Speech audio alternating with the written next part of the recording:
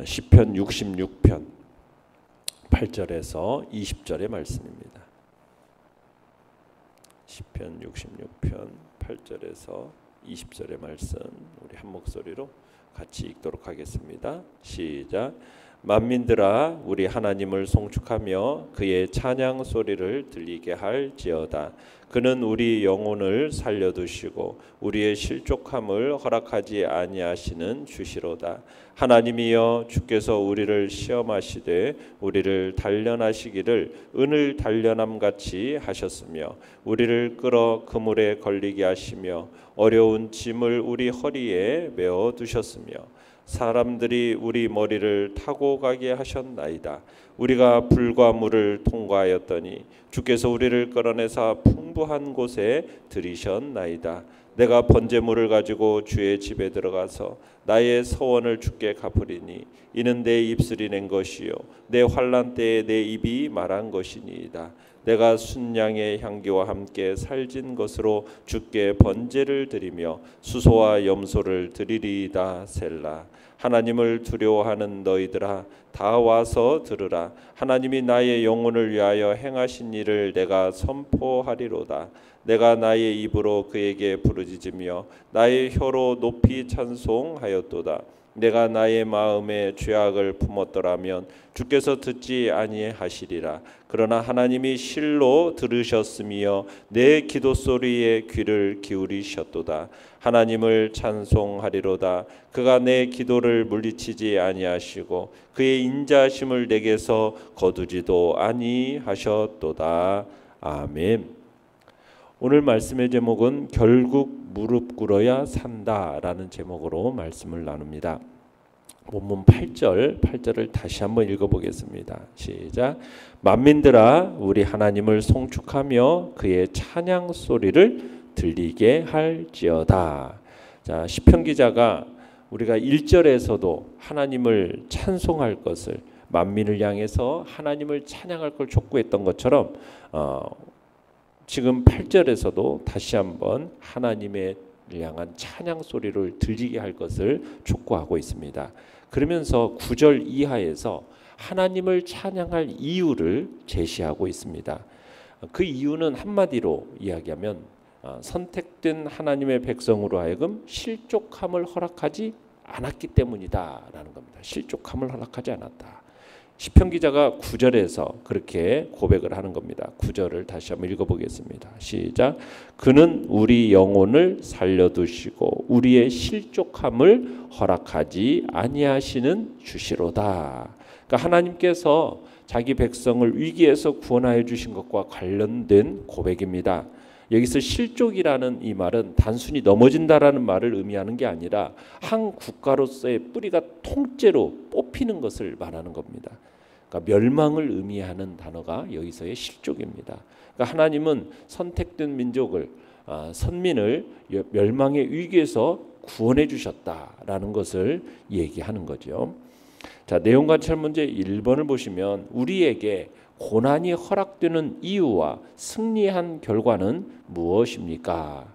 자, 시편 기자가 10절에서 이제 12절까지를 보시면은 그들이 당하고 있는 고난을 5가지 비유를 통해서 이야기를 합니다. 그러면서 하나님께서 우리에게 주시는 고난과 시험이라는 것은 실족시키려는 데 목적이 있는 게 아니라는 거예요. 무엇을 목적으로 하고 있습니까? 단련하고 훈련시켜서 성숙한 하나님의 사람으로 만드는데 그 고난의 이유가 있습니다. 그리고 그 결과는 풍성함을 우리에게 이야기하고 있는 겁니다. 한번 보도록 하겠습니다. 10절입니다. 10절 시작. 하나님이여 주께서 우리를 시험하시되 우리를 단련하시기를 은을 단련함같이 하셨으며. 자, 하나님께서 우리에게 시험, 고난을 허락하시는 이유는 단련이 목적입니다. 단련.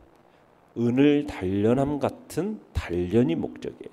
그러니까 단련이라는 건 뭡니까? 금속에 포함되어 있는 은이나 금 같은 그 속에 불순물이 들어있을 때 그 불순물을 제거하기 위해서 순도를 높이기 위해서 이렇게 재련하는 그 과정을 가리키는 단어가 단련입니다. 그러니까 하나님께서 자신의 백성들 안에 있는 이 불순물을 제거하고 성숙한 사람으로 만드시기 위해서 이 시험이라는 것, 고난이라는 것을 주신다라는 거예요. 자, 그 고난이 어떤 정도냐? 11절 읽어보겠습니다. 시작. 우리를 끌어 그물에 걸리게 하시며 어려운 짐을 우리 허리에 메어 두셨으며, 여기서 보면 그물이라는 단어와 어려운 짐이라는 단어가 나오는데 이건 하나님의 백성들이 겪어야 하는 비참한 경험들을 말하는 거예요. 비참한 경험. 그물에 걸리게 하셨다. 그러니까 하나님께서 자기 백성들을 곤란과 감금의 상태에 빠져서 도저히 헤어나올 수 없는 환난의 상황에 둘러싸이게 하셨다라는 걸 의미하는 겁니다. 어려운 짐을 우리 허리에 메어두셨다라는 것도 무거운 삶의 질고를 주셔서 그들로 하여금 극한 고통을 느끼게 하셨다라는 걸 의미하는 겁니다. 어떻게 보면은 하나님의 백성들이 겨우 감당해낼 만한 최고의 시련을 그들에게 하나님이 주셨다라는 거예요. 그러면서 그들로 감당케 하시는데 뭐하고자?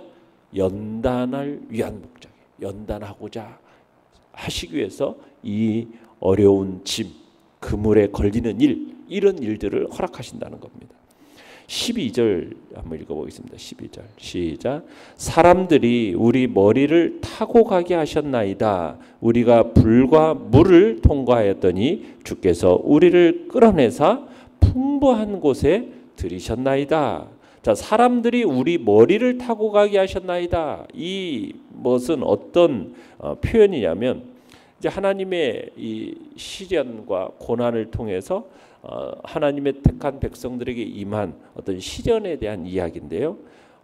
머리를 타고 가겠다. 이게 무슨 얘기냐면 전쟁에 패해서 죽거나 도주하거나 쓰러진 군사들이 적군의 말발굽들이 어떻게 합니까?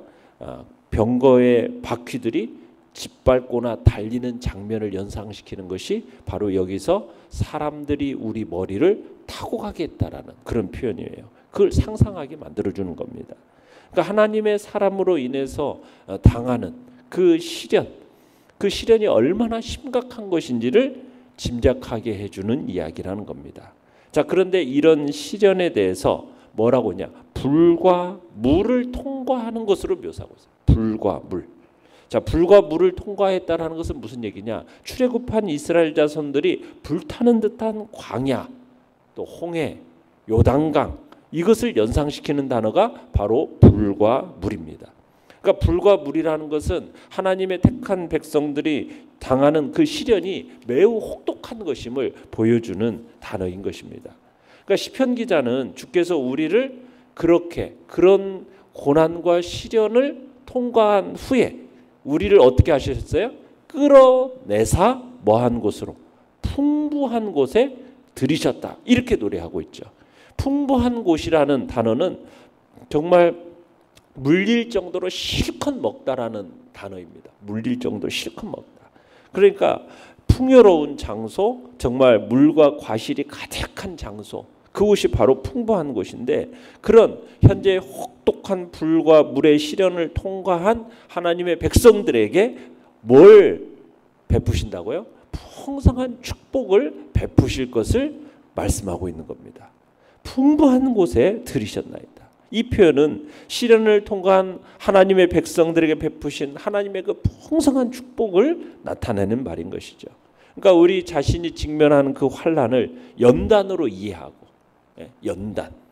그리고 그러기에 우리는 고난 가운데서 절망하지 않고 더욱더 담대하게 하나님을 신뢰하자라는 말이 바로 본문의 말이고, 그렇게 신뢰한 자는 하나님이 예비하신 그 풍부한 축복의 자리에 이르게 됨을 지금 이야기하고 있는 것입니다. 내용 관찰 문제 2번입니다. 하나님을 두려워하는 자들은 어떻게 위기를 극복해야 합니까? 자, 하나님을 두려워하는 자들은 이런 시련과 고난의 그 위기 앞에서 어떻게 그것을 극복해내느냐? 기도함으로써 극복해내는 것입니다. 하나님께 무릎을 꿇음으로써 그 어려움과 시련을 극복해내는 거예요. 고난을 연단으로 바꿔내는 무기는 강력한 무기는 바로 뭐냐? 기도라는 겁니다. 그래서 우리가 어떤 어려움과 시련을 당할 때 다른 사람을 탓하거나 아니면 다른 사람을 의지하지 않고 하나님께 도움을 요청하는 그런 사람을 통해서, 기도하는 사람을 통해서 하나님은 바로 그 고난과 시련을 오히려 풍부함으로 바꿔내는 복된 도구로서 그 사람에게 역사하시는, 그러게 우리는 기도의 사람이 되겠다는, 오늘 제목에서처럼 뭐라고 얘기하고 있습니까? 제목이 하나님 앞에 뭐 하자고요? 결국은 무릎을 꿇어야 산다라는 이야기를 하고 있는 것입니다.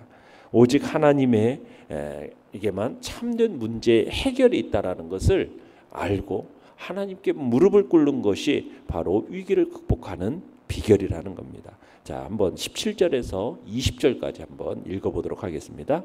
17절에서 20절입니다. 시작. 내가 나의 입으로 그에게 부르짖으며 나의 혀로 높이 찬송하였도다. 내가 나의 마음에 죄악을 품었더라면 주께서 듣지 아니하시리라. 그러나 하나님이 실로 들으셨으며 내 기도 소리에 귀를 기울이셨도다. 하나님을 찬송하리로다. 그가 내 기도를 물리치지 아니하시고 그의 인자하심을 내게서 거두지도 아니하셨도다. 자, 여기서 보면은 그 절박한 위기 가운데서 그 환난을 벗어나기 위해서 뭐 했다고 그럽니까? 내가 그의 입으로 크게 부르짖는 겁니다. 크게 부르짖으래요. 간절함으로 하나님께 매달렸음을 볼 수 있는 것이죠. 절박한 상황 속에서 정말 하나님께 도움을 구하면서 부르짖는 그 소리, 그 순간에, 그러면서 그건 뭐냐? 나의 혀로 높이 찬송하리로다. 부르짖는 그 순간에 또 하나님을 찬송하고 있습니다. 환난에 처해서 하나님의 도움을 간구하는 그 순간에 뭐예요? 이미 하나님께서 그래, 내 기도를 들으셨고 나를 구원해 주실 거라는 그런 선취적인 신앙을 가지고 감사하고 찬양하는 자리에 나아가는 것을 보게 되는 거죠. 자, 그런데 하나님은 어떤 기도를 들어주십니까? 정결한 자의 기도를 들어주십니다. 행악자의 기도는 절대로 듣지 않으세요. 하나님께서 마음에 죄악을 품은 사람의 기도는 듣지 않으십니다. 하나님께서는 어떤 자의 하나님 앞에 정결한 그 마음을 가지고 나아가는 자의 기도를 들으신다는 거예요. 그리고서는 그 정결함의 결과로 19절에서처럼 자신의 기도에 응답하셨음을 나타내고 있고, 그러면서 찬양의 이유를 두 가지로 제시하고 있는데, 두 가지는 뭡니까? 20절에서 철저하게 하나님의 그 신실하심과 인자하심에 초점 맞추어서 찬양을 하고 있습니다. 하나님께서 자신의 기도를 물리치지 아니하셨다. 그 인자하심을 거두지 아니하셨다. 그래서 내가 하나님을 찬양한다 하면서 그 하나님의 찬양의 이유를 설명하고 있는 거죠. 자, 연구와 묵상 문제 3번입니다. 자, 우리로 말하던 시인은 왜 나의 이야기로 방향을 바꿨습니까? 13절을 한번 읽어봅니다. 시작. 내가 번제물을 가지고 주의 집에 들어가서 나의 서원을 주께 갚으리니. 자, 실컷 우리라고 했다가 갑자기 나라는 표현을 통해서 1인칭 단수형을 사용하면서 지금 자신이 이 하나님의 백성의 대표로서 자신이 경험한 그 하나님의 구원을 간증함으로써 하나님께 대한 감사를 표현하기 때문에 그 구원의 간증, 그 찬양의 내용, 그것 때문에, 내용이기 때문에, 자신이 직접 체험한 구원에 대한 내용이기 때문에 나의 이야기로 바꿔나가고 있는 거죠.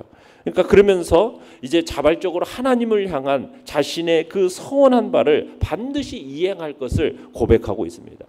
자, 서원이라는 것은 뭡니까? 서원이라는 것. 하나님 앞에 하나님 이러이러하게 주신다면 제가 이렇게 행하겠습니다. 이행하겠습니다. 어떤 맹세, 또 재물을 바치겠다라는 어떤 맹세 행동, 이런 게 서원입니다. 자, 이런 서원은 주로 어떤 경우에 하나님 앞에 드립니까? 나의 어떤 위기와 고통의 상황 속에서 하나님의 구원의 역사를 간구하는 가운데 하나님 앞에 제가 이 모든 어려움과 고난의 문제들을 해결해 주신다면 하나님 제가 이러이러게 하겠습니다라는 어떤 이제 이행하려는 하나님과의 약속이죠. 그에 따르는 감사의 제사를 약속의 형태로 나타내는 것이 바로 서원이거든요. 그러니까 시편 기자는 이 서원들을 갚음으로써 정말 택한 하나님의 백성들을 향한 하나님의 구원의 섭리를 찬양하고 그리고 기도 응답에 대해서 하나님께 감사를 드리고 있는 겁니다. 느낀 점 4번입니다. 고난 중에서도 기도의 제물이 돼 소망을 말하는 시인의 모습에서 무엇을 느낍니까? 자, 고난을 연단으로 바꿔내는 강력한 무기가 뭐라고요? 기도예요.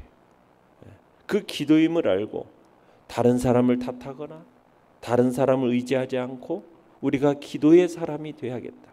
결국은 무릎 꿇음이 바로 모든 문제의 해결점에 있음을 알고 무릎 꿇는 자로 나아가야겠다라는 우리의 마음이 있어야 됨을 느끼는 거죠. 하나님의 백성이라고 해서 늘 형통한 게 아니죠. 아무런 시련이 없는 그런 삶을 살아가는 게 아닙니다. 오히려 오늘 본문을 보면은 하나님의 백성에게는 오히려 더 강한 시련을 만날 수 있다라는 거예요. 이건 하나님이 당신의 백성들을 시련을 통해서 실족시키기 위해서 멸망시키기 위해서 그러기 위해서 어려움과 고난을 주시는 게 아니라는 거예요. 목적은 뭡니까? 연단이에요. 연단. 그죠? 연단을 통해서 우리 안에 있는 모든 불순물들을 제거하고 하나님의 거룩한 백성으로서 성숙해 하시려는 하나님의 목적이 있다라는 것을 기억해내는 거죠. 축구 선수 같은 경우도 취미나 건강을 위해서 조기 축구하는 사람은 그렇게 고된 훈련을 받지 않습니다. 그렇지만 국가 대표팀들은 어떻습니까? 한 나라의 대표를 위해서 뛰는 축구 선수들은 매우 고된 훈련을 받는 거예요. 그 고된 훈련의 과정을 통해서 국가 대표로서의 훌륭한 역량을 발휘할 수 있는 거 아닙니까? 마찬가지로 성도들이 하나님의 백성으로서 온전한 삶을 살도록 하기 위해서는 강한 연단이 필요하다라는 거죠. 그래서 하나님은 성도들에게 때로는 인비에서 단내가 나도록 정말 죽고 싶을 마음에 들 정도로 강하게 연단을 시키신다는 거예요. 그것을 우리에게 얘기하는 겁니다. 그러나 우리는 기억해야 됩니다. 그 연단의 궁극적인 목적은 무엇입니까? 하나님이 우리를 성숙해 하사 마침내 풍부한 곳으로 이끌기 위함이 목적이라는 것. 우리가 그 하나님의 이 연단을 잘 감당해내면 정말 천국에서의 큰 영광을 누리게 될 것이고 우리에게 오는 그 하나님의 연단을 믿음과 소망을 가지고 잘 인내해낼 때 우리에게 약속된 복된 축복과 그애로 말미암는 상급이 우리에게 준비되어져 있음을 믿으시길 바랍니다. 그래서 그 믿음과 소망을 가지고 그 어려움과 하나님의 연단들을 잘 이겨내는 복된 자리에 있기를 간절히 바랍니다. 결단과 적용 5번입니다. 내가 오늘 품어야 할 공동체의 기도 제목은 무엇입니까? 기도 응답을 위해 제거해야 할 죄의 장애물은 무엇입니까? 예수님께서는 우리가 겉으로 짓는 죄만이 죄가 아니라 마음으로 품는 것까지도 그 품고 있는 생각까지도 죄다. 우리 주님은 그렇게 말씀하셨어요. 동일하다라는 거예요. 우리가 기도할 때 하나님 앞에 참된 응답의 역사, 능력을 가지기 위해서는 우리 안에 존재하고 있는 모든 죄악을 씻어내버리고 정말 우리 안에 그 죄들이 존재하지 않도록 마음에 그 죄악을 품지 않고 정말 하나님 앞에서 겉으로 말과 행동뿐만 아니라 우리 안에 존재하는 모든 악한 생각까지도 말끔하게 씻어버리고 새롭게 되어지는 그런 복된 자리에 있어야 됨이 우리 안에 필요함을 우리는 생각하게 됩니다. 그래서 우리의 삶의 그 기도의 능력을 다시 회복해내시고 정말 하나님 앞에 간구할 때 우리 자신의 정말 정결함과 결백함을 확신하면서 하나님 앞에 온전한 기도를 드림으로써 주님이 주시는 그 풍성함의 은혜를 경험하는 복된 자리에 있기를 간절히 바랍니다. 오늘의 기도 같이 읽겠습니다. 시작. 다른 이가 아닌 내 기도의 무릎을 통해 공동체의 위기를 극복하게 하소서. 아멘.